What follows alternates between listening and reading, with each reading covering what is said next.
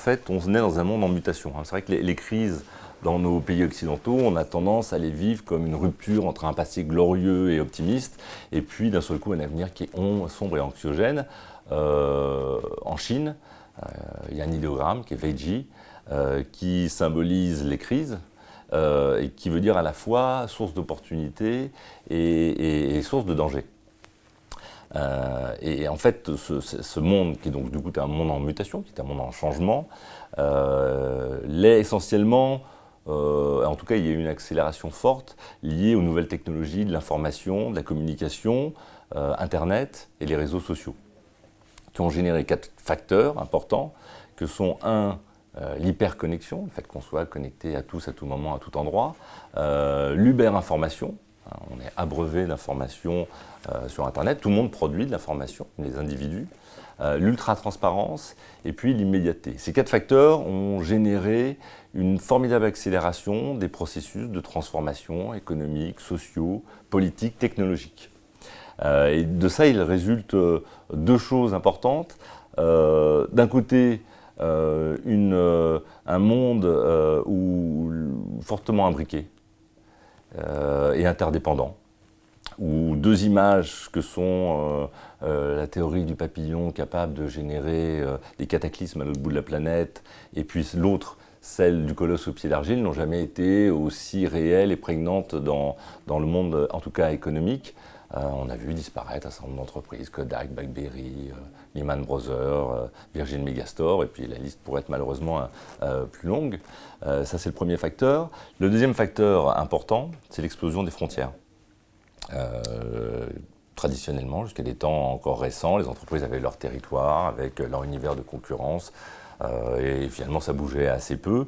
Aujourd'hui, les entreprises changent de métier, élargissent leurs univers, et du coup, Amazon, qui était uniquement sur l'univers de la distribution des produits d'entertainment et de culture, eh bien, distribue de l'habillement, distribue même des produits d'alimentation, et puis demain des services. Et c'est pareil pour la Poste, qui élargit et qui réfléchit sur ce qu'elle pourrait faire de ces facteurs et sur le dernier kilomètre parcouru.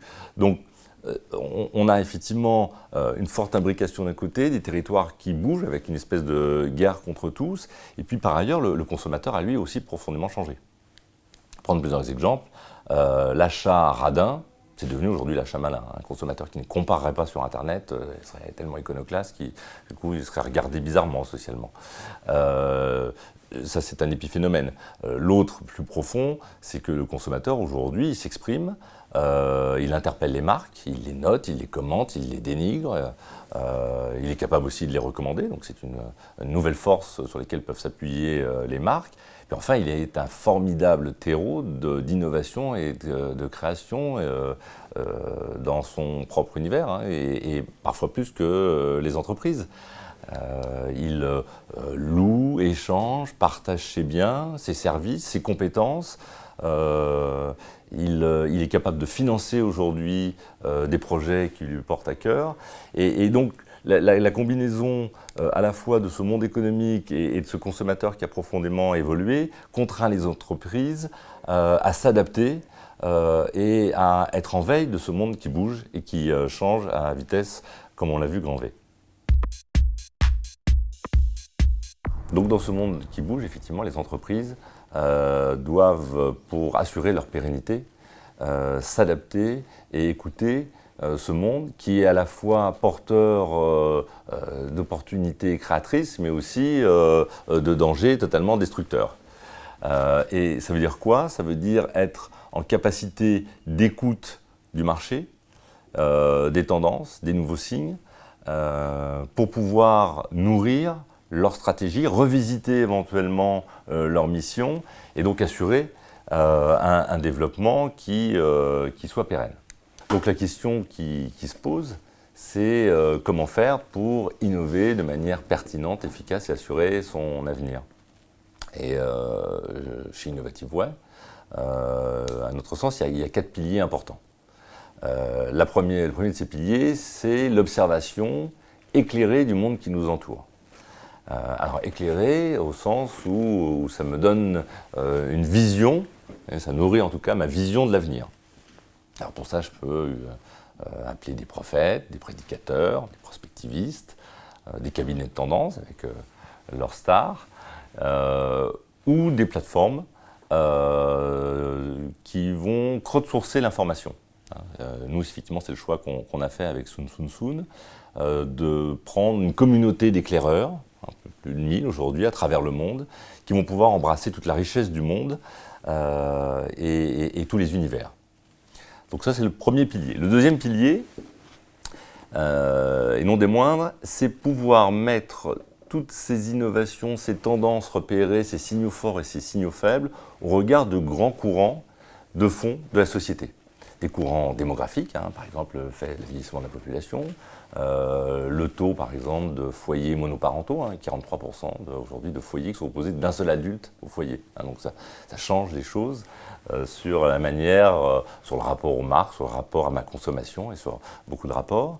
Donc des éléments démographiques, des éléments sociologiques, sont un autre type de tendance, par exemple tendance à l'individuation, le narcissisme digital, la transparence, le besoin de réalliance, dont d'ailleurs dans les événements qui se sont passés la semaine dernière sur les attentats et cette manifestation de 4 millions de personnes en France, on voit bien qu'il y a un besoin de se retrouver ensemble, d'être réalliés avec une communauté qui peut être temporaire, mais ce besoin de réalliance. Donc, un élément démographique, un élément sociologique, et puis des courants d'autres types, de type économique. Par exemple, le fait qu'aujourd'hui, un grand nombre de foyers ont besoin de trouver d'autres sources de revenus. Voilà. Donc on met ces tendances au regard de ces grands mouvements de fond pour, grosso modo, trier le bon grain de livret.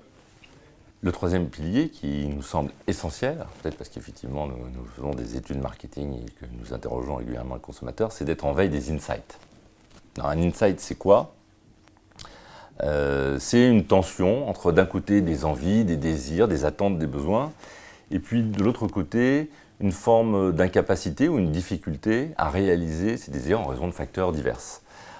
Et ces insights-là sont la vraie énergie, la vraie valeur que je peux donner à une innovation. Si elle ne repose pas sur un vrai insight, l'innovation a toutes les chances d'être très éphémère ou de ne pas rencontrer le succès. Et c'est le cas par exemple de Airbnb, de Blablacar, de l'iPhone. On repose tous sur des insights. L'important, c'est le why plutôt que le how ou le what. C'est un élément essentiel. Le quatrième pilier, qui du coup va utiliser les trois autres, c'est d'utiliser la formidable capacité des individus à imaginer et à créer des idées, des concepts, grâce à l'intelligence collaborative. Donc pour ça, l'intelligence collaborative, elle doit être stimulée, guidée, nourrie, grâce aux trois piliers dont on a parlé avant, c'est-à-dire à la fois les tendances, la veille, les grands courants de fond, qui disent des choses sur la société, sur les individus, et puis les insights. Et peut-être aussi une quatrième chose auquel nous croyons beaucoup, sont les plateformes de marque. Les plateformes de marque ont beaucoup été utilisées en communication pour définir la posture d'une entreprise et sa manière de parler avec ses valeurs, mais qui aujourd'hui nous semblent assez essentielles pour définir une voie d'avenir, parce que comme elle définit une certaine vision du monde, une mission et des promesses, elle va guider, driver, structurer en fait le champ des innovations sur lesquelles l'entreprise peut imaginer son avenir. Et ces quatre piliers effectivement rassemblés permettront aux entreprises, en tout cas à notre sens, d'envisager plus sereinement leur avenir s'ils les mettent en œuvre. Pour résumer peut-être un peu tout ce que nous nous sommes dit, j'aurais tendance à prendre ou à paraphraser un des personnages du Guépard qui dit « Il faut que tout change pour que rien ne change ». Finalement, le monde dans lequel nous agissons aujourd'hui se déconstruit. Eh bien, il faut savoir trouver dans ce chaos les idées qui naissent pour pouvoir à la fois nourrir sa vision et reconstruire ce monde.